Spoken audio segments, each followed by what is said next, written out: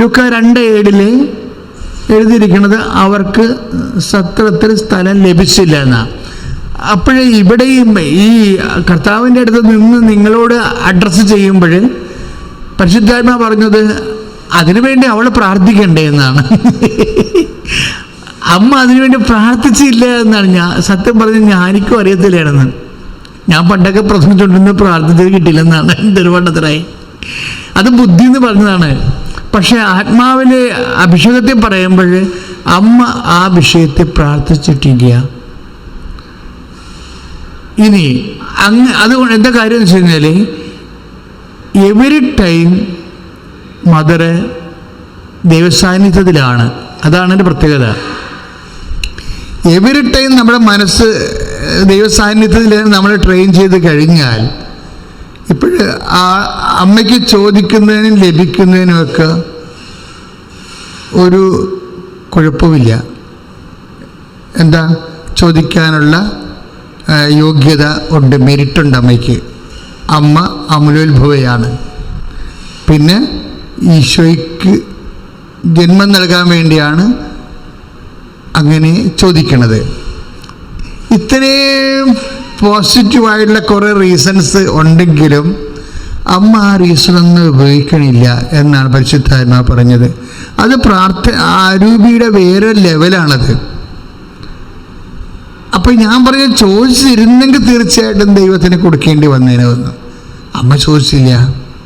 എന്താ ചോദിക്കാത്തതെന്ന് ചോദിച്ചു കഴിഞ്ഞാൽ ഈ വിഷയത്തിലൊക്കെ ദൈവമായിട്ട് അമ്മയ്ക്ക് ഒരു ഓൺലൈൻ കണക്ഷൻസാണ്. അത് എനിക്ക് മനസ്സിലായോ? അതായത് ഈ നമ്മുടെ സബ്ജക്റ്റ് എന്താണ്? വിശ്വാസ വളർച്ച. അതിൻ്റെ സെക്കൻഡ് പോയിന്റ് എന്താണ്? Examines your conscious in every time feel the presence of God. അത് ദൈവത്തിൻ്റെ ഒരു പ്രസൻസ് നമുക്ക് ഇടയ്ക്ക് വല്ലപ്പോഴും പ്രാർത്ഥനാ സമയത്തിലല്ല, സാധാരണ ഫീൽ ചെയ്യാൻ വേണ്ടി, ഇടയ്ക്കും തലക്കുമൊക്കെ ഫീൽ ചെയ്യാൻ വേണ്ടി മനസ്സിനെ ട്രെയിൻ ചെയ്യണമെന്നാണ്. അതെന്തിനു വേണ്ടിയാണ്? ഓൺലൈൻ ബന്ധം ദൈവമായിട്ടുണ്ടാകാനാണ്. അമ്മയ്ക്ക് ഉണ്ടായിരുന്നൊരു ബന്ധം എന്ന് പറയുന്നത് ഓൺലൈൻ ബന്ധമാണ്. എന്ന് വെച്ചാൽ ദൈവത്തിന് മനസ്സിൽ എന്ത് സംഭവിക്കുന്നു അമ്മയ്ക്കറിയാൻ പറ്റും. അതാണ് പ്രശ്നം. അതാണ് പ്രാർത്ഥിക്കാഞ്ഞതിൻ്റെ കാരണം. ദൈവത്തിൻ്റെ മനസ്സിൽ എന്താണ് ഇപ്പം സംഭവിച്ചുകൊണ്ടിരിക്കുന്നത് അത് ഓൺലൈനായിട്ട് ലൈവായിട്ട് അമ്മയ്ക്ക് അറിയാൻ പറ്റും. അങ്ങനെ ദൈവഹിതം അറിഞ്ഞുള്ള യാത്രയാണ്. നമ്മളീ പ്രെയർ ചെയ്യണതും പ്രെയർ ചെയ്തിട്ട് കിട്ടാതെ വരുമ്പോൾ നിരാശപ്പെടുന്നതൊക്കെ എന്താ കാര്യം? നമുക്ക് ദൈവത്തിൻ്റെ മനസ്സറിയത്തില്ലല്ലോ. ഒന്ന് ശ്രദ്ധിക്കട്ടെ. ഹല്ലേലൂയ, യേശുവേ സ്തോത്രം. ഹല്ലേലൂയ. ഞങ്ങളാകട്ടെ ദൈവത്തിൻ്റെ മനസ്സറിയുന്നു എന്നും പറഞ്ഞുള്ളത് ആധ്യാത്മികതയുടെ ഏറ്റവും വലിയ അനുഗ്രഹമാണ്. ശ്രദ്ധിക്കട്ടെ. ഹല്ലേലൂയ.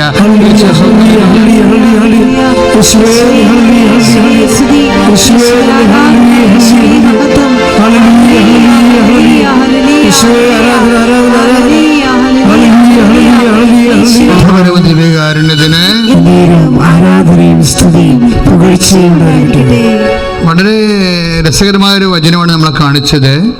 1 കൊരിന്ത്യസ് 2-ാമത്തെ അധ്യായത്തിലെ 15-ാമത്തെ വാക്യം. 1 കൊരിന്ത്യസ് 2-ാമത്തെ അധ്യായം 15-ാമത്തെ വാക്യം. എന്നാ വാക്യം? ആത്മീയ മനുഷ്യൻ എല്ലാ കാര്യങ്ങളും വിവേചിച്ചറിയുന്നു. അതാണ് അമ്മ പ്രാർത്ഥിക്കാഞ്ഞതിൻ്റെ കാരണം. ഇപ്പം ലൂക്ക 2:7 എന്താ വായിക്കണത്? സത്യത്തിൽ അവർക്ക് സ്ഥലം ലഭിച്ചില്ല. ചോദിക്കണ്ടേ? ചോദിച്ചില്ല. എന്നാ ചോദിക്കാഞ്ഞതിൻ്റെ കാരണം അതിതാണ്. 1 കൊരിന്ത്യസ് 2:15. ആത്മീയ മനുഷ്യൻ എല്ലാ കാര്യങ്ങളും വിവേചിച്ചറിയുന്നു. അമ്മ അപ്പൻ്റെ മനസ്സ് വിവേചിച്ചു. അതാണ് വിഷയം. അവനെ വിധിക്കാൻ ആർക്കും സാധിക്കുകയുമില്ല. കർത്താവിനെ പഠിപ്പിക്കുവാൻ തക്ക വിധം അവിടുത്തെ മനസ്സറിഞ്ഞവൻ ആരുണ്ട്? ഞങ്ങളാകട്ടെ ക്രിസ്തുവിൻ്റെ മനസ്സറിയുന്നു. ഇതാണ് വിഷയം. ഞങ്ങളാകട്ടെ ദൈവത്തിൻ്റെ മനസ്സറിയുന്നു. അപ്പം ദൈവത്തിൻ്റെ മനസ്സ് അറിയുന്ന ആള് എനിക്ക് പെറ്റുകിടക്കാൻ ഒരു സ്ഥലം തായോ എന്ന് പറഞ്ഞ് ചോദിച്ചുകൊണ്ട് മോങ്ങി നിലവിളിച്ചുകൊണ്ട് നടക്കത്തില്ല. അതുകൊണ്ടാണ്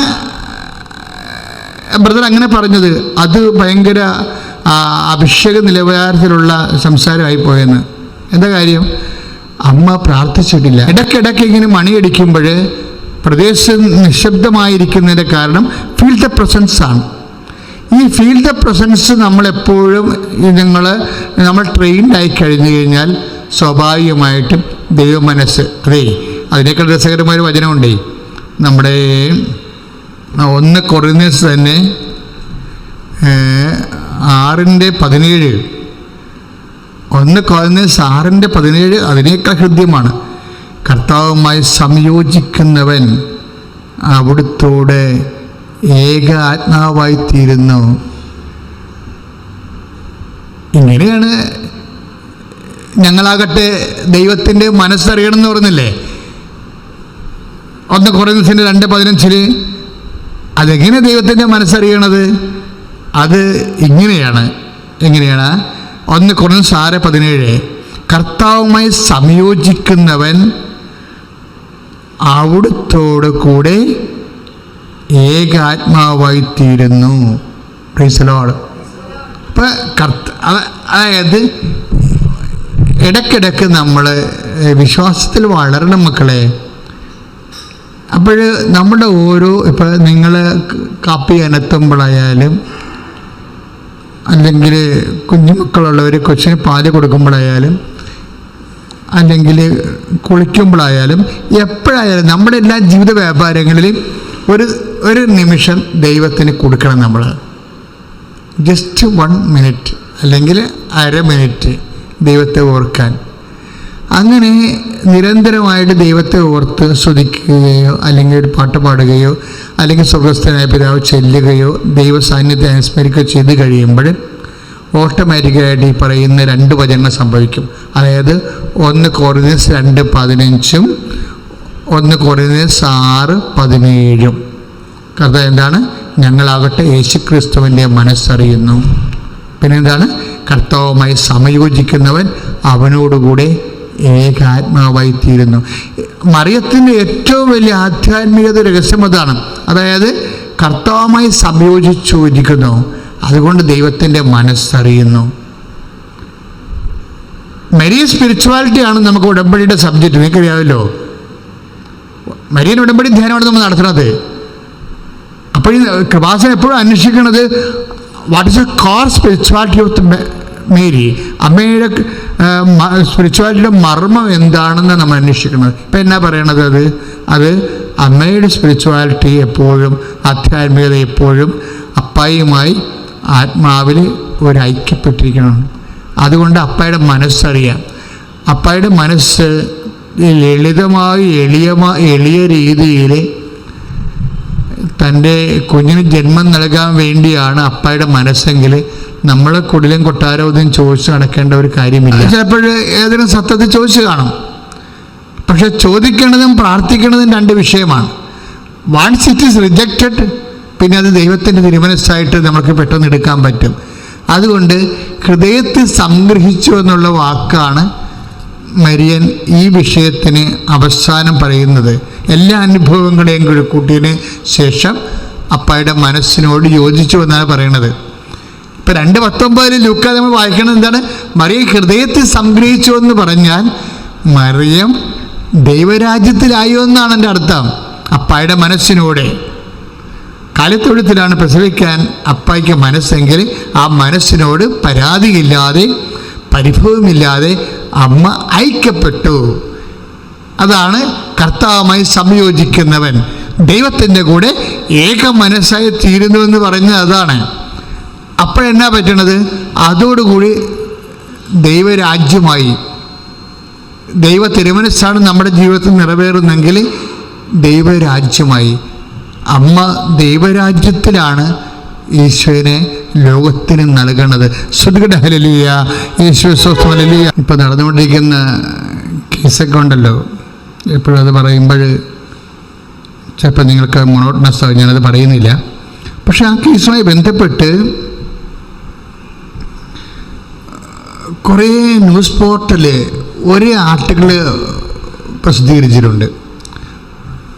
ഒരു ഡോക്ടറിൻ്റെ ഒരു ആർട്ടിക്കിൾ കുറേ ന്യൂസ് പോർട്ടൽ പ്രസിദ്ധീകരിച്ചിട്ടുണ്ട്. ഭയങ്കര വ്യൂവേഴ്സാണ് അതിന്. ഭയങ്കര വ്യൂവേഴ്സല്ല, റീഡേഴ്സാണ്. ഒരു ഡോക്ടർ കൃഷ്ണൻ ബാലചന്ദ്രൻ, ഫോറൻസിക് ഡോക്ടറാണ്.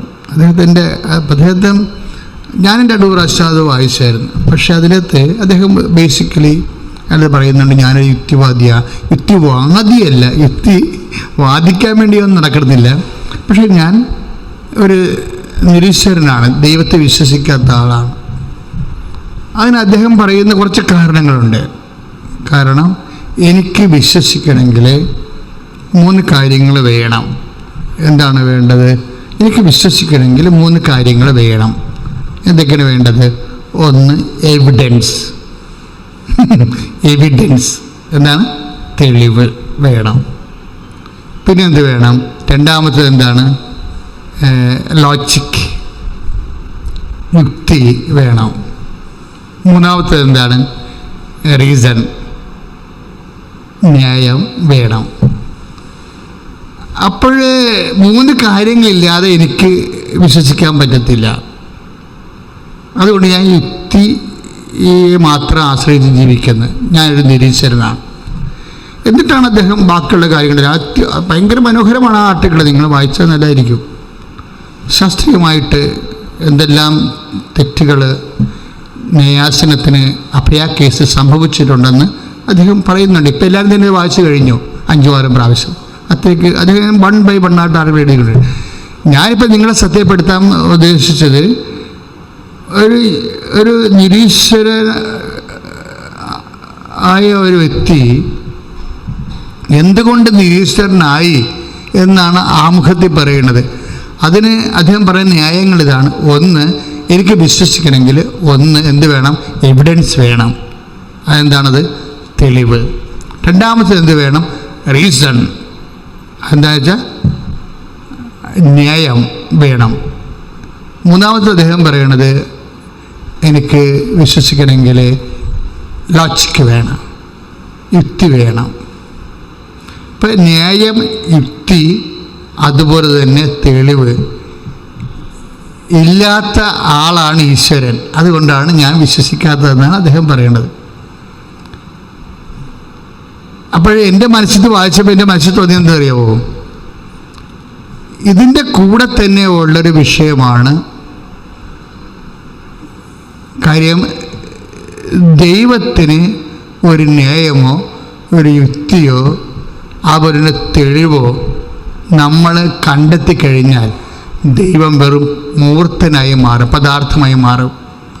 കാര്യം ഇതിൻ്റെ അപ്പുറത്താണ് ദൈവം. മനുഷ്യൻ്റെ ഈ കുരുട്ട് ബുദ്ധിയിലുണ്ടാകുന്ന തെളിവ്, അല്ലെങ്കിൽ മനുഷ്യൻ്റെ ബുദ്ധിയുടെ രീതി അനുസരിച്ചുള്ള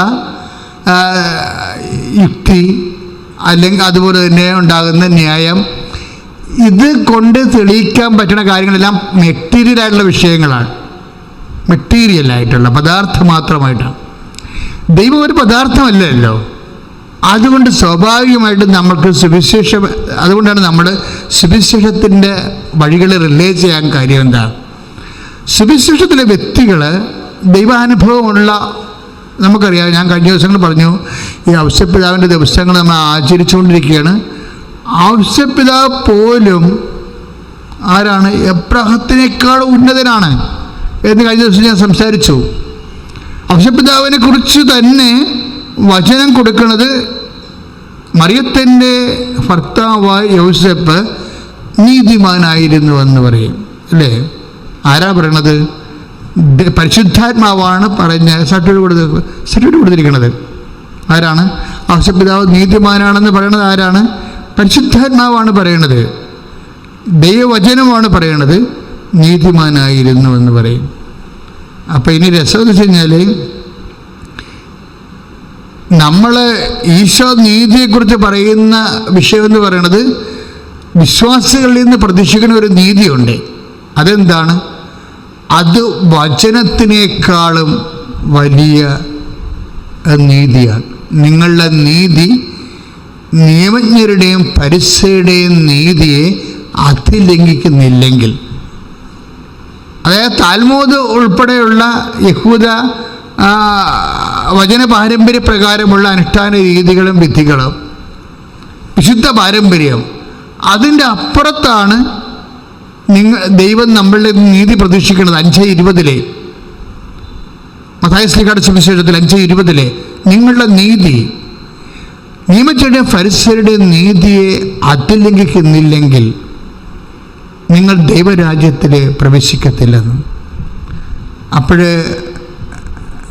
വിശുദ്ധ പാരമ്പര്യത്തെക്കാളും വിശ്വാസ പാരമ്പര്യത്തെക്കാളും ഉന്നതമായൊരു നീതി ഔസേപ്പിതാവാണ് മാതൃകയാക്കിയത്. ഈ ഔസേപ്പിതാവിൻ്റെ നീതി മനസ്സിൽ സൂക്ഷിച്ചുകൊണ്ടാണോ ഈശോ ലോകത്തിന് മാതൃകയാക്കാൻ പറഞ്ഞത്? വിശ്വാസികൾ, നിങ്ങളുടെ നീതി, ദൈവം എന്നെ വളർത്താൻ ഏൽപ്പിച്ച ഔസേപ്പിതാവിൻ്റെ നീതിക്ക് ഒപ്പം നിൽക്കണമെന്നാണോ ഈശോ പറഞ്ഞത് എന്ന് ഞാൻ ചുമ്മാ ഔസേപ്പിതാവിൻ്റെ ദിവസങ്ങളായതുകൊണ്ട് പ്രാർത്ഥനാപൂർവ്വം ആലോചിച്ചതാണ്. പക്ഷെ ഒരു കാര്യം സത്യമാണ്, ദൈവവചനം നീതിമാനാണെന്ന് പറഞ്ഞാൽ എപ്പോഴും നമ്മൾ ചിന്തിക്കേണ്ടത് ഔസേപ്പിതാവിൻ്റെ ഓരോ പ്രവർത്തനങ്ങളും നീതീകരിച്ചത് എങ്ങനെയാണ്? വല്ല തെളിവിൻ്റെ അടിസ്ഥാനത്തിലാണോ? ആ ഫോറൻസിക് ഡോക്ടർ പറയുന്ന പോലെ എന്തെങ്കിലും എവിഡൻസിൻ്റെ അടിസ്ഥാനത്തിലാണോ ഔസേപ്പിതാവിൻ്റെ ജീവിതം ക്രമീകരിക്കപ്പെട്ടത്? അല്ല. എന്തെങ്കിലും റീസൺ ഈ വിഷയത്തിലുണ്ടോ ഔസേപ്പിതാവിൻ്റെ ജീവിതത്തിൽ? നമ്മൾ പരിശുദ്ധ അമ്മ മരണം വരെ കന്യകയാണെന്നാണ് കത്തോലിക്ക സഭ വിശ്വാസത്തിൽ പ്രഖ്യാപിക്കുന്നത്. അവരെ കന്യകയായിട്ട് നിലനിർത്താൻ എന്തെങ്കിലും റീസൺ ആവുള്ള ഔസേപ്പിതാവിന്? No reason. He's a man. He's a married man, and Mary is his wife, and he has the marital right. പിന്നെ അവിടെ എന്താണ് ഈ മാരിറ്റൽ റൈറ്റ് ഉണ്ടായിട്ടും അമ്മയെ കന്യകയായിട്ട് സൂക്ഷിക്കുന്നതിനുള്ള റീസൺ എന്താണ്? അപ്പോൾ ദാറ്റ് മീൻസ് ഔസേപ്പിതാവിൻ്റെ നീതീകരണവും അവൻ്റെ വിശ്വാസം അവനെ നീതീകരിച്ചുവെന്ന് എബ്രാഹത്തെക്കുറിച്ച് നമ്മൾ വായിക്കുന്നുണ്ട്. ഔസേപ്പിതാവിൻ്റെ ഓരോ പ്രവർത്തനങ്ങളെക്കുറിച്ചും പറഞ്ഞാൽ എന്തുകൊണ്ട് അമ്മയെ കന്യകയായി നിലനിർത്തി? അതവൻ്റെ വിശ്വാസമാണ്. എന്തുകൊണ്ട് അവൻ ബ്രഹ്മചാരിയായി ജീവിച്ചു? അതവൻ്റെ വിശ്വാസമാണ്.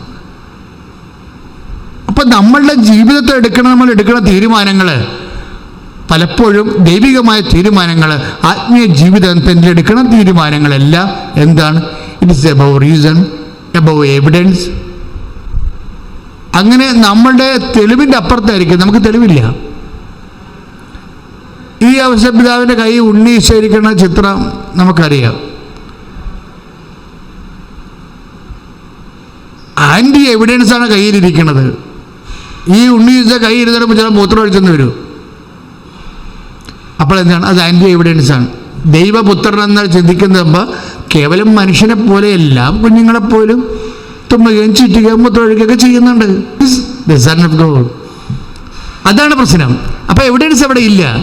വിശ്വാസ ജീവിതത്തിൽ നമുക്കുള്ളത് എന്താണ്? അത് മനസ്സിൻ്റെ എവിഡൻസാണ്.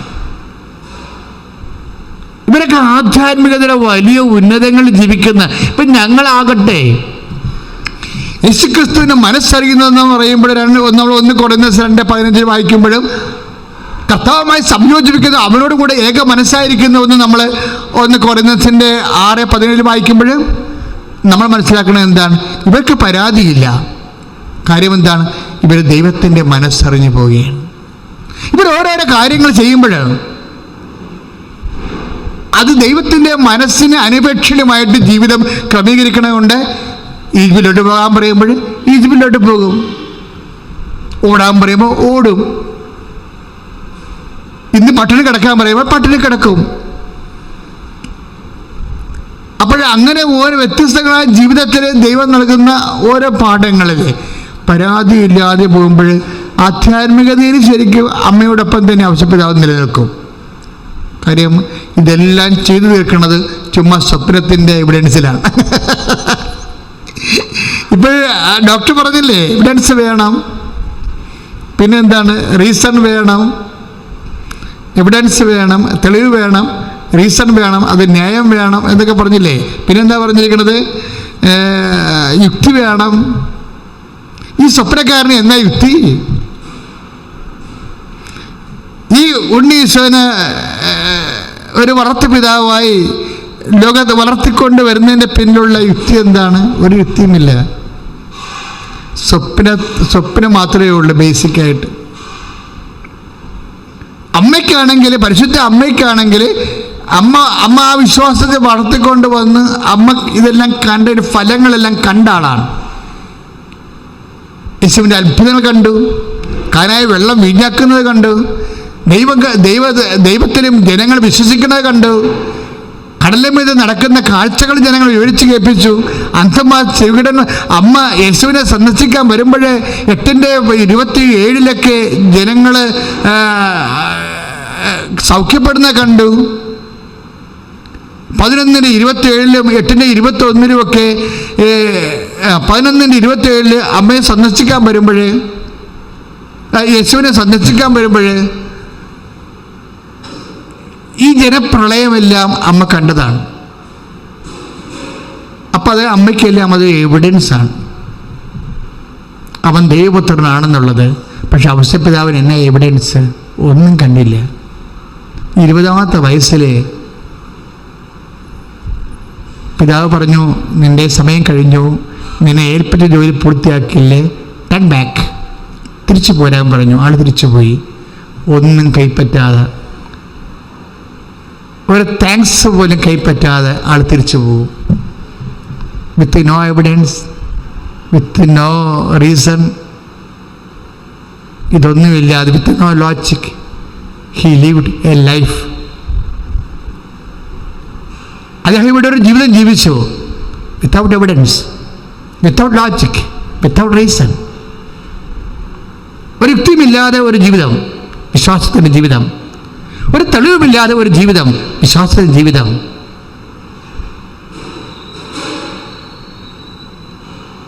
ഇങ്ങനെ ജീവിച്ച ഒരു ജീവിതം, അതാണ് നമ്മൾ വിശ്വാസം എന്ന് പറയുന്നത്.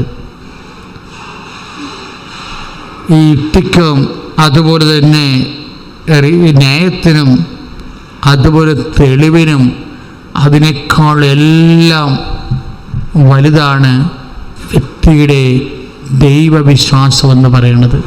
എല്ലാ വിശ്വാസങ്ങൾക്കും നമ്മൾ തെളിവ് അന്വേഷിക്കാൻ പറ്റത്തില്ല നമുക്ക്. കാര്യം തെളിവ് ആരാ നമുക്ക് തരേണ്ടത്? ദൈവമല്ലേ. നമ്മൾ ആഗ്രഹിക്കുന്ന വിഷയത്തേക്കാൾ എത്രയോ ഉന്നതനാണ് ദൈവം. ഈ അടയാളങ്ങൾ നമുക്ക് തരുന്നത് വിശ്വാസമാണ് റീസൺ ഉണ്ടാക്കുന്നത്. പറഞ്ഞ മനസ്സിലായോ? വിശ്വാസമാണ്. ബൈബിളിൽ എങ്ങനെയാണ്? വിശ്വാസമാണ് യുക്തി ഉണ്ടാക്കുന്നത്, വിശ്വാസമാണ് ന്യായം ഉണ്ടാക്കുന്നത്. Faith creates evidence, faith create reason, faith create logic. എന്താ കാര്യം? ഞാൻ വിശ്വസിച്ചു, എനിക്കത് നീതിയായി പരിഗണിച്ചു. എബ്രാഹാം വിശ്വസിച്ചു, എബ്രാഹത്തിന് എവിഡൻസ് കിട്ടി, ലോജിക്ക് കിട്ടി, എബ്രാഹത്തിന് റീസൺ കിട്ടി. വിശ്വാസത്തിൻ്റെ ഫ്രൂട്ട്സാണ് റീസൺ, വിശ്വാസത്തിൻ്റെ ഫ്രൂട്ട്സാണ് ലോജിക്, വിശ്വാസത്തിൻ്റെ ഫ്രൂട്ട്സാണ് എവിഡൻസ് എല്ലാം. അപ്പോൾ ഒരു വ്യക്തി നീ വിശ്വാസത്തിൽ തുടരാനും വളരാനും ഉദ്ദേശിക്കുന്നുണ്ടെങ്കിൽ ദൈവവേദനേ, നീ ആദ്യം വിശ്വാസത്തിൽ വളരാൻ വേണ്ടി ശ്രദ്ധിക്കണം, അതിനുവേണ്ടി പരിചരിക്കണം, വിശ്വാസത്തെ പരിചരിക്കണം. ഓരോ അനുഭവങ്ങൾ തരുമ്പോൾ എപ്പോഴെങ്കിലും നിനക്ക് ഒരു അശനിപാതം അല്ലെങ്കിൽ എന്തെങ്കിലും തരത്തിലുള്ള ഒരു നിരാശ ഒരു വിഷയത്തിൽ വരാത്ത ഫ്ലോപ്പ് പ്രെയർ ഉണ്ടെങ്കിൽ, ഒരു പ്രെയർ ഫ്ലോപ്പായിപ്പോയി, ഒരു പ്രെയർ, ഇപ്പം നീ കുട്ടികളില്ലാത്ത വ്യക്തിയാണെന്ന് വിചാരിച്ചോ, അപ്പം നിൻ്റെ ഇപ്പം പീരീഡ്സ്, ഇപ്പം ഈ ദിവസങ്ങളിൽ പീരീഡ്സ് ആയില്ല എന്ന് പറയുമ്പോൾ ഉടനെ നീ നിൻ്റെ ചേട്ടായി വിളിച്ചു പോകുന്ന ചേട്ടായി ഒരു ഗുഡ് ന്യൂസ് ഉണ്ടെന്നാണ് തോന്നണത്, പീരീഡ്സ് ആയിട്ടില്ല എന്ന് പറയും. പക്ഷേ പെണ്ണുങ്ങളെ പോലെയല്ല പുരുഷന്മാർ, പെട്ടെന്ന് കയറി അത് വിശ്വസിക്കത്തില്ല. അത് പറയും വരട്ടെ, എന്ന് പറയാം. അത്രേ പറയത്തുള്ളൂ. എന്താണെന്നറിയോ, ഇയാളും കയറി അതങ്ങോട്ട് ഏറ്റു കഴിഞ്ഞാൽ ഇതിനെന്തെങ്കിലും കുഴപ്പം വന്നു കഴിഞ്ഞാൽ ഇതിങ്ങനെ അല്ലേന്നുണ്ടെങ്കിൽ ഇവൾ നിരാശപ്പെടും. ലേഡീസിൻ്റെ ഏറ്റവും വലിയ പ്രശ്നം അതാണ്. പെട്ടെന്ന് വിശ്വസിക്കുകയും പെട്ടെന്ന് നിരാശപ്പെടുകയും ചെയ്യും. അതായത് ഈ പുരുഷന്മാരും സ്ത്രീകളും തമ്മിൽ വിശ്വാസത്തിന്, സ്ത്രീകളെ പെട്ടെന്ന് വിശ്വസിക്കും, പെട്ടെന്ന് വിശ്വാസം പോകും. പുരുഷന്മാർ താമസിച്ച് വിശ്വസിക്കും, ഉള്ള വിശ്വാസം പോകത്തുമില്ല. ഇത് നമ്മൾ ജെൻഡർ ബേസിൽ ഇത് അറിയണം. ഫെയ്ത്തിൻ്റെ ഒരു ഫോർമേഷൻ ജെൻഡർ ബേസിൽ അറിയണം. അപ്പം അതുകൊണ്ട് സ്വാഭാവികമായിട്ട് നിനക്ക് അത് അബോർട്ടായിപ്പോയി, അല്ലെങ്കിൽ നീ വിചാരിച്ച പോലെ അല്ല, നിൻ്റെ വല്ല ടെമ്പറേച്ചർ ഡിപ്രഷൻ്റെ ഭാഗമായിട്ട് വന്നിട്ടുള്ള പീരീഡ്സ് നീണ്ടുപോയതായിരിക്കും. അത് അറിയുമ്പോൾ നിന്നെ ഉടനെ അയ്യോ നമ്മൾ നീ ഉടനെ കാറിക്കൂവി, പിന്നെ പ്രാർത്ഥിക്കാതെ പോയില്ലേ, കെട്ടിവെച്ച കാശ് പോയി. ഇലക്ഷന് മിനിമം വോട്ട് കിട്ടില്ലെങ്കിലുള്ള അവസ്ഥ എന്താണ്? കെട്ടിവെച്ച കാശ് പോകും. പല വിശ്വാസികളും ചമഞ്ഞ് നടക്കുന്ന പാർട്ടികൾക്ക് ഒരു ഇഷ്യൂ ഉണ്ടായാൽ കെട്ടിവെച്ച കാശ് പോകും. എന്താ കാരണം എന്ന് വെച്ച് കഴിഞ്ഞാൽ ഇവർ ദൈവത്തിൻ്റെ മനസ്സിന് വേണ്ടിയല്ല ആധ്യാത്മിക ജീവിതം നിലനിർത്തിക്കൊണ്ട് പോണത്. തൻ്റെ മനസ്സ് എന്താണ് അത് ദൈവത്തെ കൊണ്ട് കൊത്തിരി പിടിച്ചിരിക്കുക, അതാണ് പരിപാടി. നമ്മളൊരിക്കലും വിശ്വാസത്തെ വളരത്തില്ല. സബ്ജക്റ്റിൽ നിന്ന് ഞാനൊരിക്കലും പോയിട്ട് അറിയാമല്ലോ, ദൈവം അനുഗ്രഹിച്ചിട്ട് ഔസപിതാവിനെ ഈ ടോക്കിൻ്റെ ഇടയ്ക്ക് കൊണ്ടുപോകുന്നതാണ്. പക്ഷെ അത് നന്നായിട്ടുണ്ടെന്ന് എനിക്ക് തോന്നുന്നത്. അതായത് ഇങ്ങനെ ജീവിച്ച ഒരാൾ, വിശ്വാസത്തിൻ്റെ ഒരു ജീവിതമാണത്. അമ്മ കണ്ടതല്ലേ ഓശാന പാടി എതിരേറ്റുണ്ട് യേശുവിനെ കൊണ്ടുപോകുന്നത്. ഒന്നും കാണാതെ മരിച്ചൊരു മനുഷ്യൻ കർത്താവിനെ കഴുത്തെ പിടിച്ച് തള്ളണം ചിലപ്പോൾ കണ്ടു കാണും. നസ്രത്തിൽ അങ്ങനെ ഒരു സംഭവം ഉണ്ടായിരുന്നല്ലോ, കൊല്ലാൻ വേണ്ടി കൊണ്ടുപോയില്ലേ, ആ കാഴ്ച കണ്ടു കാണും. അന്ന് വീട്ടിലുണ്ടായിരുന്ന ആളാണ്, അന്ന് അമ്മയുണ്ടായിരുന്നു. ജീസസ് നാസറത്ത് സിനിമയിൽ ഇങ്ങനെ നിങ്ങൾ കേട്ടിരിക്കെ ഈ വചനം നിറവേറിയിരിക്കണം എന്ന് പറയുന്ന ലൂക്കാ സുവിശേഷമില്ലേ, 4:18 ലൂക്കാ സുവിശേഷം അല്ല, കഫർനാമിലെ സിനഗോഗിലെ ഈശോ പ്രസംഗിക്കാൻ വേണ്ടി നിൽക്കത്തില്ലേ. അപ്പോൾ നിങ്ങൾ കേട്ടിരിക്കെ ഈ വചനം നിറവേറിയിരിക്കണമെന്ന് പറയുമ്പോൾ ഉടനെ ജനങ്ങളെല്ലാം കൂടി ആദ്യം സമ്മതിച്ചിട്ട് പിന്നീട് അവരുടക്കും. ഇവൻ കാർപ്പൻ്ററിൻ്റെ മകനല്ലേ എന്ന് ചോദിക്കും. തന്തൊക്കെ വിളിക്കും. ഉടനെ ലക്ഷണം ഉടനെ മാറും. You son of carpenter, you blasphemy എന്നൊക്കെ പറഞ്ഞുകൊണ്ട് ഇവന്മാർ കിളവന്മാരെല്ലാം കൂടി ചാടിയിരുന്നു. അത് കേട്ട് ഔസപിതാവ് കഫർനാമിലേക്ക് സിനഗോഗിലേക്ക് ഓടി വരുമ്പോൾ മകനെ കഴുത്തെ പിടിച്ചുള്ളതാണ്. ഈ കാഴ്ച അപ്പം കണ്ട് കാണാം. അമ്മയേക്കാൾ വലിയ ഹൃദയത്തെ സംഗ്രഹിപ്പുകാരനാണ്. ഈ ചോരക്കുഞ്ഞിനെ കൊണ്ട് 4 കാലം ഈജിപ്തിലോട്ട് പാഞ്ഞു പോകുമ്പോഴും അവർക്ക് അമ്മയ്ക്കും മകനും പാല് കൊടുക്കാനും ഭക്ഷണം കൊടുക്കാനും വേണ്ടി ഈജിപ്തിൽ അറിയാത്ത പണികൾ ചെയ്തുകൊണ്ട് നടക്കുമ്പോഴും ഒരു പണി അറിയാൻ പാടില്ല. ഈജിപ്തിലെ പണിയെന്ത്, ഇസ്രയേലിലെ പണിയെന്ത്, ഈജിപ്തിലെ പണിയെന്ത്, ഇസ്രയേലിലെ പണിയെന്ത്. ഞാൻ ഈജിപ്തിലെ കസേരയും കണ്ടിട്ടുണ്ട്, ഇസ്രയേലിലെ കസേരയും കണ്ടിട്ടുണ്ട്. 2000 കൊല്ലം നോക്കുമ്പോഴുള്ള നമ്മുടെ ബാർബർ ഷോപ്പിലൊക്കെ ഇരിക്കണ വലിയ തരം കാലുള്ള കസേരയാണ് ഈജിപ്തിലെ കസേര, അതല്ല ഇസ്രയേലിലെ കസേര. ഈ മനുഷ്യൻ പെട്ടെന്ന് പോയി ഈജിപ്തിൽ താമസിക്കുമ്പോൾ ആര് പണിക്ക് വിളിക്കാനാണ്? പണിക്ക് വിളിച്ചാൽ അതിൻ്റെ അളവറിയാവോ? ഒരളവ് അറിയത്തില്ല. പിന്നെ പട്ടിണി നിന്ന് ആ പണി പഠിച്ചെടുക്കും. അങ്ങനെ കഷ്ടപ്പെട്ടാണ് ഈ അമ്മനെയും കുഞ്ഞിനെയും വളർത്തിയെടുത്തത്. Is a great man. അപ്പോഴേ വിശ്വസിച്ചത് എന്താണ്? ഒരു വിശ്വാസത്തിൻ്റെ ജീവിതമാണ്. He has no evidence. He has no reason. ഒരു റീസണുമില്ല. ഈ ഈജിപ്തിലെ വെയിലെന്ന് നിങ്ങൾക്കറിയാവോ? 40 to 45 ഡിഗ്രിയിലാണ് ചൂട്. ആ ഇസ്രയേലിലെ ചൂട് തന്നെയാണ്. ഈ ചൂടിനും വെയിലത്തും പരിവേശത്തിലും ഈ പുതിയ പണി 10-30 വയസ്സുള്ളപ്പോൾ പുതിയ പണി പഠിച്ചിട്ട് അമ്മയ്ക്കും കുഞ്ഞിനും തീറ്റി കൊടുക്കാൻ വേണ്ടി വിധിക്കപ്പെട്ട മനുഷ്യന് അങ്ങനെ എന്താ തിരിച്ചു കിട്ടിയത്? ഒന്നും തിരിച്ചു കിട്ടിയിട്ടില്ല. ഒന്നും തിരിച്ചു കിട്ടാതെ, ദാമ്പത്യ ആനുകൂല്യങ്ങളും അവകാശങ്ങളും പങ്കുപറ്റാതെ he has done his job. പിതാവേ, ഭൂമിയിൽ ഞാൻ അങ്ങേ മഹത്വപ്പെടുത്തി, എന്നെ ഏൽപ്പിച്ച ജോലി ഞാൻ പൂർത്തിയാക്കിയെന്ന് പറയാൻ യേശുവിന് മുമ്പ് ആർക്കെങ്കിലും പറയാൻ പറ്റുമെങ്കിൽ അത് ഔസപിതാവിനാണ്. ശ്രുതികട ഹല്ലേലൂയ. യേശുവേ സ്തോത്രം. Hallelujah, hallelujah. യേശുവേ സ്തുതി. Hallelujah, hallelujah, hallelujah, hallelujah. യേശുവേ നന്ദി. Hallelujah, hallelujah, hallelujah, hallelujah.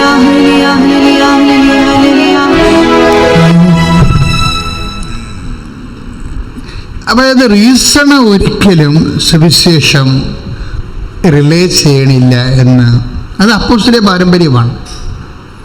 ഞാൻ ദിവസങ്ങളിൽ എൻ്റെ അച്ഛനോട് ജോബിയച്ഛനോട് പറയുമായിരുന്നു, അച്ഛാ, അതായത് ചില വചനങ്ങൾ നോൺ റീസണബിളാണ്. ഞാൻ കഴിഞ്ഞ ആഴ്ച നിങ്ങൾ പറഞ്ഞില്ലേ, എന്താണ് സുവിശേഷം പ്രസംഗിക്കുക, എന്താണ് സാഹചര്യം അനുകൂലമാണെങ്കിലും അനുകൂലമാകുമ്പോഴും അല്ലാത്തപ്പോഴും. ഇതിൻ്റെ എന്ത് റീസണാണ് ഉള്ളത്? 2 തിമോത്തി 4:2 വചനമാണ്. 2 തിമോത്തി 4:2 വചനമാണ്. സുവിശേഷം പ്രസംഗിക്കുക സാഹചര്യം അനുകൂലമാകുമ്പോഴും സാഹചര്യം അനുകൂലമല്ലാത്തപ്പോഴും. അങ്ങനെ പറയേണ്ട കാര്യമുണ്ടോ? എനിക്ക് പെട്ടെന്ന് ഇത് മനസ്സിലായി. നമ്മുടെ തുഗ്ലക്കില്ലേ, മുഹമ്മദ് ബിൻ തുഗ്ലക്ക് ഡൽഹി തലസ്ഥാനം എടുത്ത് ആഗ്രയെ കൊണ്ട് വെച്ചിട്ട് 5 മാസം കഴിഞ്ഞപ്പോൾ തിരിച്ചു കൊണ്ടുവന്ന് ഡൽഹി വെച്ച മനുഷ്യനാണ്. നാണയങ്ങളെല്ലാം സ്വർണ്ണ നാണയങ്ങളാക്കി. അത് രസമെന്ന് വെച്ചാൽ നാണയങ്ങൾ സ്വർണ്ണ നാണയങ്ങൾ. അപ്പോൾ സ്വർണ്ണ നാണയത്തിൻ്റെ പ്രശ്നം എന്ന് വെച്ചാൽ ഒരു നാണയത്തിന് 100 രൂപ എന്ന് വിചാരിച്ചോ. എന്തിൻ്റെ സ്വർണ്ണ നാണയത്തിൽ? സ്വർണത്തിൻ്റെ നാണയമാണേ. ആ നാണയം കൊണ്ട് തൂക്കി വിറ്റ 1000 രൂപ കിട്ടും സ്വർണത്തിന്. 1000 രൂപയുള്ള സ്വർണം നാണയം ഉണ്ടാക്കി 100 രൂപക്ക് കൊടുക്കുന്ന മനുഷ്യൻ, അതാണ് തുഗ്ലക്ക്. ഈ മനുഷ്യന് വേറെ ഒരു പരിഷ്കാരമുണ്ട്. അദ്ദേഹം ഒരു വിളംബരം ചെയ്തു. എന്താണെന്ന് വെച്ച് കഴിഞ്ഞാൽ, ഈ രാജ്യത്തുള്ള എല്ലാവരും, കുതിരയുള്ള എല്ലാവരും 5 രൂപ വെച്ച് കപ്പം തരണം രാജ്യത്തിന്. ക്ലിയർ അല്ലേ? റീസണബിളാണ്.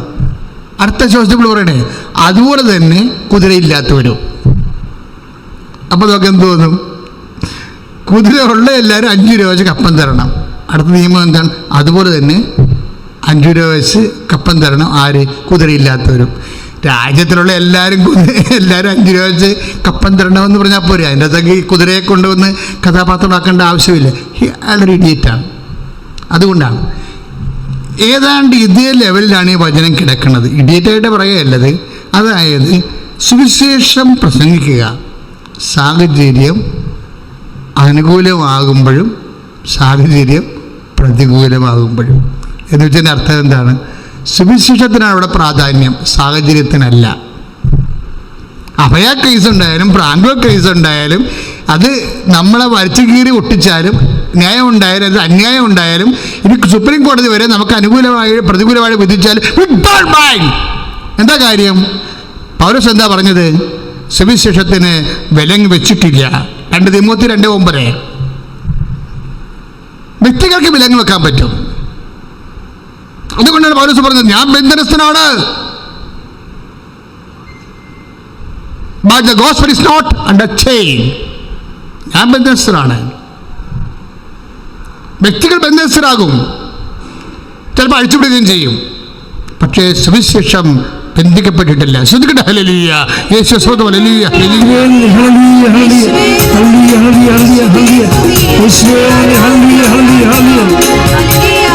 നമ്മുടെ സാഹചര്യം വൈറ്റ് ഓർ ബ്ലാക്ക്, നമ്മുടെ സാഹചര്യം എന്തായാലും അത് ദൈവത്തിൻ്റെതാണെന്നൊരു വചനമുണ്ട്.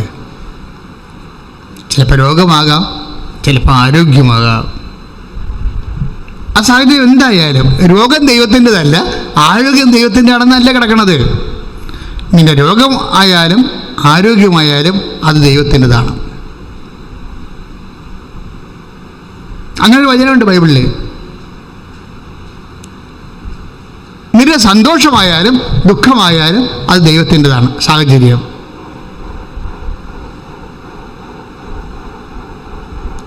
അപ്പോൾ നമുക്ക് ലഭിക്കുന്ന എല്ലാ മോശം സാഹചര്യമായാലും നല്ല ഇപ്പം നിൻ്റെ പോവർട്ടി, ഇപ്പം ചിലർ ക്രിസ്മസ് കാലത്ത് രോഗവും മരുന്നൊക്കെ കാരണം, ആശുപത്രി കേസ് കാരണം, പൈസ ഇല്ലാത്ത കാരണം ചിലപ്പോൾ നല്ല ഭക്ഷണം പോലും കഴിക്കാത്ത ക്രിസ്മസ് ഉണ്ടാകാം. അപ്പോൾ ഈ ക്രിസ്മസ് ഇങ്ങനെ പോയി നമ്മൾ ചിലപ്പോഴും അപ്പൻ അല്ലെങ്കിൽ അമ്മ മക്കളോട് പറയും, ക്രിസ്മസുമായിട്ടും നമ്മളെ കർത്താവ് കാത്തില്ലെന്ന് വേണേൽ പറയാം നമുക്ക്. അങ്ങനെ പറയണവരുണ്ട്. അപ്പോൾ നമുക്ക് പണമുള്ളപ്പോൾ കർത്താവ് നമ്മുടെ കൂടെ, പണമില്ലാത്തപ്പോൾ കർത്താവ് നമുക്ക് കൂടെ ഇല്ല, അങ്ങനെ ചിന്തിക്കുന്നവരുണ്ട്. അതുപോലെ നമുക്ക് ഭക്ഷണത്തിൽ പരുവക്കേടാണ്, വസ്ത്രത്തിൽ പരുവക്കേടാണ്, അപ്പോൾ പരുവക്കേടുന്ന കാലത്ത് കർത്താവ് നമ്മുടെ കൂടെ ഇല്ല. ഈ പ്രാർത്ഥനയൊക്കെ പ്രാർത്ഥിച്ചിരുന്നത് എവിടെ പോണ് എന്ന് ചിന്തിക്കുന്നവരുണ്ടാവും. പക്ഷെ ബൈബിൾ എന്താ പറയണത്? പരുവക്കേടും കർത്താവിൻ്റെതാണ്, അതുപോലെ തന്നെ നിന്റെ സമൃദ്ധിയും കർത്താവിൻ്റെതാണ്. അല്ല, സമൃദ്ധി കർത്താവിൻ്റെതും അഭിവൃദ്ധി കർത്താവിൻ്റെതും മറ്റ് വിഷയങ്ങൾ കർത്താവിൻ്റെതല്ലാത്തതല്ല, അതല്ല ആത്മീയത. അതിന് ബൈബിൾ എന്താ പറയണത്? ആകാശവും ഭൂമിയും നിൻ്റേതാകുന്നു. അതാണ് വചനം. 89:11 വചനം. ആകാശവും ഭൂമിയും നിൻ്റേതാകുന്നു. ആകാശം എന്താണ്? സമയം, അല്ലേ? ഭൂമി എന്താണ്? സ്ഥലം. ഭൂമി എന്താണ്? സ്ഥലം. നമ്മുടെ ഒരു സാഹചര്യം രൂപപ്പെട്ടു തന്നെ എവിടെയാണ്?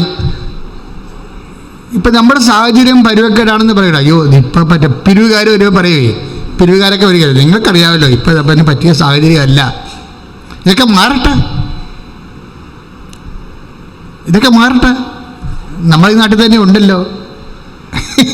അങ്ങനെ പറയാം. അതായത് ഈ സാഹചര്യം ഇപ്പം പരുവക്കേടാണ്, ഇതൊക്കെ മാറട്ടെ എന്ന് പറയുമ്പോൾ അർത്ഥം എന്താണ്? ഈ സാഹചര്യം എന്തിനാണ് വരുന്നത്? ഒന്ന് സ്ഥലത്തിലും ഒന്ന് സമയത്തിലുമാണ് സാഹചര്യം വരേണ്ടത്. ഈ സാഹചര്യം ആരുടേതാണെന്നാണ് പറയണത്? ഇപ്പം സ്ഥലം ഭൂമി, സമയം ആകാശം, അതിലാണ് സാഹചര്യം ഉണ്ടാകേണ്ടത്. ഇതാരുടേതാണ്? സങ്കീർത്തനം 89:11 അനുസരിച്ച് കൊണ്ട് സാഹചര്യം ആരുടേതാണ്? ദൈവത്തിൻ്റെതാണ്. അപ്പോൾ അത് നല്ല സാഹചര്യം ഉണ്ടാകാം, മോശം സാഹചര്യം ഉണ്ടാകാം. ഔഷപിതാവിനും അമ്മയ്ക്കും മോശം സാഹചര്യം ഉണ്ടായിട്ടുണ്ട്. അമ്മയ്ക്കറിയാം ആ സാഹചര്യം ദൈവത്തിൻ്റെതാണ്.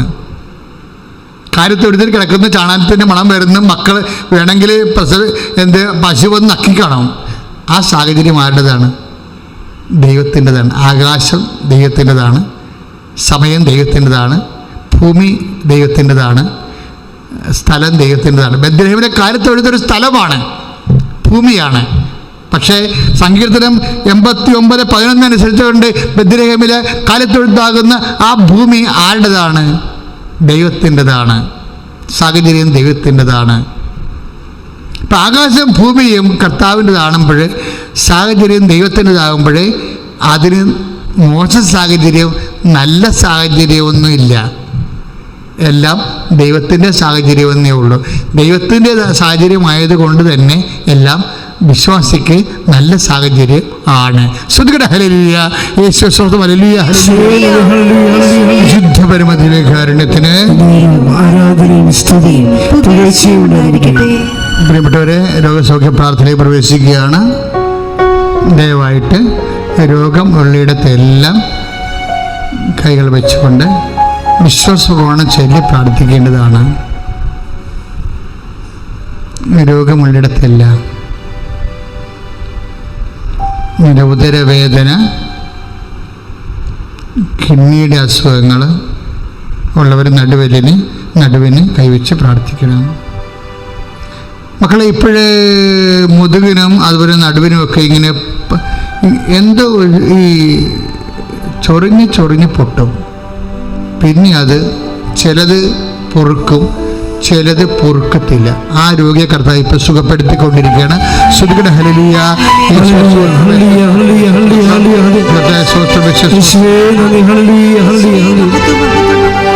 പരിശുദ്ധ പരമദിവ്യകാരുണ്യത്തിന് ആരാധനയും സ്തുതിയും പുകഴ്ചയും ഉണ്ടായിരിക്കട്ടെ. നെഞ്ചുവേദന ഉള്ളവർ നെഞ്ചിൽ കൈവച്ച് പ്രാർത്ഥിക്കണം. മക്കളെ, വിശ്വസിച്ച് പ്രാർത്ഥിക്കണേ. നിങ്ങൾക്കിത് വിഷയം കുറവാണെങ്കിൽ നിങ്ങൾ വിഷമിക്കരുത്. കൃപാസ്ഥാനത്താറ് ജീവനോടെ പ്രത്യക്ഷപ്പെട്ട അമ്മയുടെ മധ്യസ്ഥത്തിലും ജീവനോടെ അൾത്താറയിൽ ജ്വലിച്ചു നിൽക്കുന്ന ദിവ്യകാരുണ്യത്തിൻ്റെ ശക്തിയിലും ആണ് അച്ഛൻ ആശ്രയിച്ച് പ്രാർത്ഥിക്കുന്നത്. ഞങ്ങളുടെ പ്രാർത്ഥന ആശ്രയിച്ചാൽ മതി. അതെനിക്ക് അത്രയും വിശ്വാസമില്ലെന്ന് ചിന്തിക്കേണ്ട. കർത്താവ് ഇപ്പം നിന്നെ സുഖപ്പെടുത്താൻ പോകുകയാണ്. പക്ഷെ നീ അടയാളം കിട്ടിക്കഴിഞ്ഞാൽ നിൻ്റെ വിശ്വാസ ജീവിതം നേരത്തെ പറഞ്ഞതുപോലെ ക്രമീകരിക്കേണ്ടതാണ്. നെറ്റിയിൽ കൈവയ്ക്കാൻ വേണ്ടി പ്രാർത്ഥിക്കുന്നുണ്ട്. നെറ്റിക്ക് കളർ വ്യത്യാസം വരുന്നവർ, നെറ്റിക്ക് വേദനയുള്ളവർ, നെറ്റിയുടെ വേദന തലവേദനയായിട്ട് മാറുന്നവരൊക്കെ നെറ്റിയിൽ കൈവെക്കണം. മുടി കഴിയുന്നവർ തലയിൽ കൈവെക്കണം. ടോൺസൈറ്റ് രോഗികൾ, തൈറോയ്ഡ് രോഗികളൊക്കെ എല്ലാം തൊണ്ടയിൽ കൈവച്ച് പ്രാർത്ഥിക്കണം. സ്പോണ്ടിലോസിസ് രോഗികൾ തൊണ്ടയിൽ കൈവെക്കണം. കരൾ രോഗികൾ നെഞ്ചിൻ്റെ താഴെ കൈവെക്കണം. പങ്ക്രിയാസ് രോഗികൾ നെഞ്ചിൻ്റെ താഴെ കൈവെക്കണം. ഉദര രോഗികളുണ്ട്, അവർ വയറിന് കൈവെക്കണം. ഞാൻ വളരെ സീരിയസ് ആയിട്ടാണ് കേട്ടോ ഇത് പറയണത്. ഒരു നേരം പോലും ഒരു വയറിന് വേദന വന്നാൽ ആ ദിവസം നമുക്ക് പോകും. നിങ്ങൾക്കറിയാം, നിന്റെ ഉദരത്തെ കർത്താവ് ഇപ്പോൾ സുഖപ്പെടുത്തും. കർത്താവ് മഹോദര രോഗിയെ സുഖപ്പെടുത്തിയവനാണ്. നമ്മളൊക്കെ സമാശ്വാസം ജീവിക്കാൻ ദൈവം ആഗ്രഹിക്കുന്നുണ്ട്. സർവാംഗ രോഗമുള്ള, ഒന്നിൽ കൂടുതൽ രോഗമുള്ളവർ, 3-4 രോഗങ്ങളുള്ളവർ അച്ഛൻ കാണിക്കണ പോലെ സ്വസ്തിക്കായിട്ട് കൈവച്ചാൽ മതി. കുറേ രോഗങ്ങളുള്ളവരില്ലേ, അവരിങ്ങനെ കൈവച്ചാൽ മതി. ഹോൾ ബോഡി, ഉള്ളംകാല് മുതൽ ഉച്ചവരെ കർത്താവിനെ സമർപ്പിച്ചുകൊണ്ട് ഇപ്പം കർത്താവ് തൻ്റെ വിശുദ്ധ വലതുകരം നിങ്ങളുടെ മേൽ ഉയർത്താൻ പോവുകയാണ്. അതിമനോഹരമായ സമയമാണ്. കർത്താവ് തന്നെ ആണിപ്പെടുത്താർന്ന മരണത്തെ കുരിശിനെ ജയിച്ച അവിടുത്തെ വലതുകരം നിങ്ങളുടെ മേൽ ഉയർത്താൻ പോവുകയാണ്. പരിശുദ്ധമ്മ ദേവമാതാവും എല്ലാ വിശുദ്ധന്മാരും വിശുദ്ധ വിശുദ്ധിതാവും നമുക്ക് വേണ്ടി മധ്യസ്ഥം വഹിക്കുന്ന സമയമാണ്. നിന്റെ പേരിൻ്റെ പുണ്യാളനും നിന്റെ കാവൽ മാലാഖമാരും നിനക്ക് വേണ്ടി മധ്യസ്ഥം വഹിക്കുന്ന സമയമാണ്. നീ ഇഷ്ടപ്പെട്ട പുണ്യാളൻ, നീ നൊവേന കൂടുന്ന പുണ്യാളന്മാരെ എല്ലാവരും നിനക്ക് വേണ്ടി മധ്യസ്ഥം വഹിക്കുന്നു. എല്ലാവരും ചേർത്ത് പിടിച്ച് പ്രാർത്ഥിക്കുക. കർത്താവെ, ഞാൻ ഈ മക്കൾക്ക് വേണ്ടി പ്രാർത്ഥിക്കുകയാണ്. അവർ പൂർണ്ണമായ സുഖം പ്രാപിക്കാൻ ഞാൻ ആഗ്രഹിക്കുന്നുണ്ട്. കർത്താവെ, ഞാൻ ആ മക്കൾക്ക് വേണ്ടി പ്രാർത്ഥിക്കുകയാണ്. അവർ പൂർണ്ണമായ സുഖം പ്രാപിക്കാൻ ഞാൻ ആഗ്രഹിക്കുന്നുണ്ട്. കർത്താവെ, ഈശോയെ അവരെ സ്പർശിക്കണം. കർത്താവെ, അങ്ങനെ ആണിപ്പെടുതാർന്ന വലതുകരത്താൽ അവരെ സ്പർശിക്കണ. കർത്താവെ, അങ്ങനെ ആണിപ്പെടുതാർന്ന വലതുകരത്താൽ അവരെ സ്പർശിക്കണ. കർത്താവെ, ഈശോ ഈ കർത്താവെ ത്വക്ക് രോഗമുള്ളവരെ സ്പർശിക്കണമെന്ന് പ്രാർത്ഥിക്കുന്നു. ത്വക്ക് രോഗമുള്ളവരെ സ്പർശിക്കണം പ്രാർത്ഥിക്കുന്നു. കണ്ണിന് കാഴ്ചക്കുറവുള്ളവരെ, ചെവിക്ക് കേൾവിക്കുറവുള്ളവരെ, കർത്താവ് ചെവിന്റെ പഴുപ്പ് വരുന്നവരെ അങ്ങ് സ്പർശിക്കണം. മൂക്കിന് ദശ വളരുന്നവരെ സ്പർശിക്കണം. കർത്താവ് മെനിഞ്ചൈറ്റിസ് അസുഖമുള്ളവരെയും കർത്താവ് ടോൺസൈറ്റിസ് അസുഖമുള്ളവരെ സ്പർശിക്കണം പ്രാർത്ഥിക്കുന്നു. കർത്താവ്, ഈശോ കർത്താവ് നശയം ചെയ്യാൻ വേണ്ടി മാത്രം കഫം കർത്താവ് തിങ്ങിക്കൂടിയിരിക്കുന്നവരെ അങ്ങ് സ്പർശിക്കുന്ന പ്രാർത്ഥിക്കുന്ന. കർത്താവ്, ഞരമ്പ് ബ്ലോക്കുള്ളവരെ, ഹൃദയം ബ്ലോക്കുള്ളവരെ, കരളെല്ലാം ചെയ്ത് വരുന്നവരെ അങ്ങ് സ്പർശിക്കുന്ന പ്രാർത്ഥിക്കുന്ന. കർത്താവ്, പങ്ക്രിയാസ് വീക്കമുള്ളവരെ അങ്ങ് സ്പർശിക്കുന്ന പ്രാർത്ഥിക്കുന്നു. ഷുഗർ പ്രഷർ രോഗികളെ കർത്താവ് അങ്ങ് സ്പർശിക്കുന്ന പ്രാർത്ഥിക്കുന്നു. എൻ്റെ കർത്താവിൻ്റെ ഉന്നതമായ നാമത്തിൽ ഞാൻ 35 വർഷം ആർക്ക് വേണ്ടിയാണ് ദൈവബലി അർപ്പിച്ചുകൊണ്ട്, ആർക്ക് വേണ്ടിയാണ് ജീവിച്ചത്, ആർക്ക് വേണ്ടിയാണ് സാക്ഷ്യം പറഞ്ഞത്, ആർക്ക് വേണ്ടി ശുശ്രൂഷിച്ചത്, ആ യേശു ക്രിസ്തു നാമത്തിൽ, യേശു നാമത്തിൽ നിങ്ങൾ സൗഖ്യമാകട്ടെ.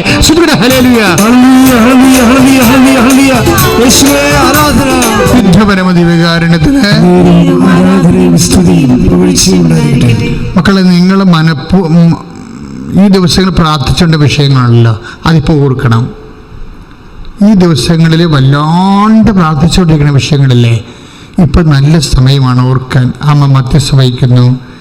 ഈശോ ദിവ്യകാരുണ്യത്തിൽ കാരുണ്യത്തോടെ നിൽക്കുന്ന നമ്മൾ അനുഗ്രഹിക്കാൻ വേണ്ടി. നിങ്ങൾ ഈ ദിവസങ്ങളിൽ എന്തിനു വേണ്ടിയാണ് പ്രാർത്ഥിച്ചതെന്ന് ഓർത്തേ. ചിലർ ജോലിക്ക് വേണ്ടി പ്രാർത്ഥിച്ച് കാണും, അത് ഇപ്പോൾ പരിശുദ്ധ അമ്മയ്ക്ക് ഏൽപ്പിക്കുക. ചിലർ വിവാഹത്തിന് വേണ്ടി പ്രാർത്ഥിച്ച് കാണും, വിവാഹം ഒത്തുവരാൻ വേണ്ടി. മക്കളുടേതാകാം ചിലപ്പോൾ. ചിലർ ഒരു അഡ്മിഷൻ കിട്ടാൻ വേണ്ടി പ്രാർത്ഥിച്ച് കാണും. ചില ഇൻ്റർവ്യൂവിന് വേണ്ടി പ്രാർത്ഥിച്ച് കാണും. ചില പരീക്ഷ റിസൾട്ട് വരാൻ പോകുന്നത് നല്ലതായിരിക്കണമെന്ന് ഓർത്ത് പ്രാർത്ഥിച്ച് കാണും. ചിലർ പരീക്ഷയ്ക്ക് ഡേറ്റ് എടുക്കാൻ വേണ്ടി പ്രാർത്ഥിച്ച് കാണും. അതെല്ലാം ഇപ്പോൾ ഓർക്കേണ്ട സമയമാണ്. ഞാനിതെല്ലാം നിങ്ങളുടെ ഈ പ്രാർത്ഥനകളെല്ലാം പരിശുദ്ധ അമ്മ വഴി ദിവ്യകാരുണ്യത്തിൽ സമർപ്പിച്ചുകൊണ്ട് ദൈവിക ഇടപെടൽ സുനിശ്ചിതമാകുന്ന ഒരു സമയമാണ്. ചിലർ ഈ കിടപ്പ് രോഗികളുണ്ടാകാം.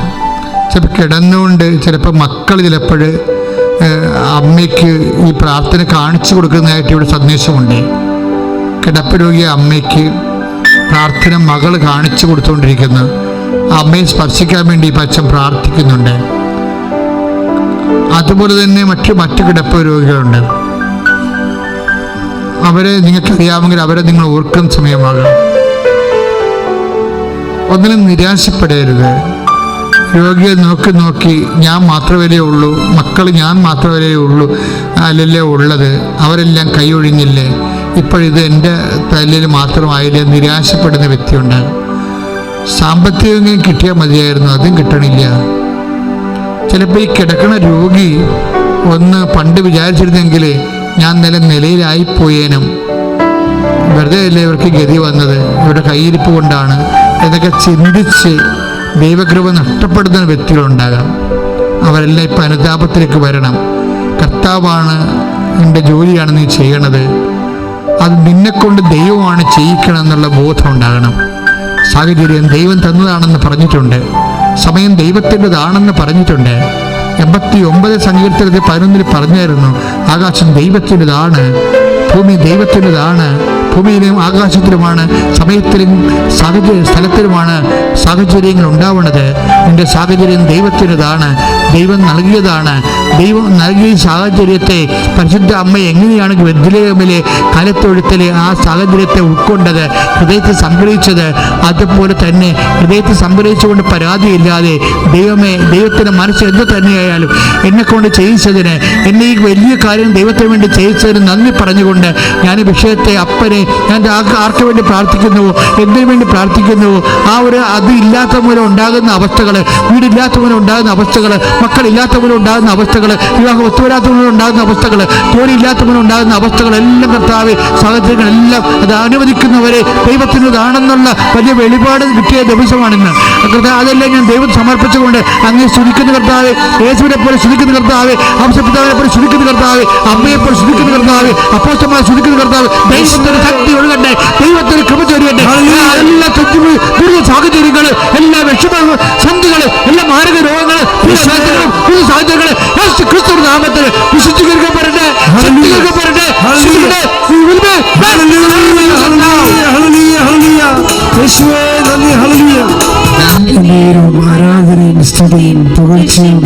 പരിശുദ്ധ പരമദിവ്യകാരുണ്യത്തിന് ഇവിടെ ഒരു മൗനമായി പ്രാർത്ഥിക്കേണ്ട സമയമാണിത്.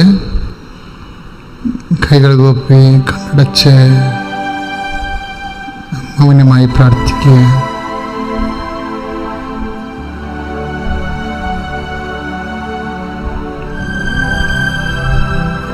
കുറേ വിശ്വാസത്തോടെ സഹിച്ച വിഷയങ്ങളും വ്യക്തികളും ഉണ്ടാകും.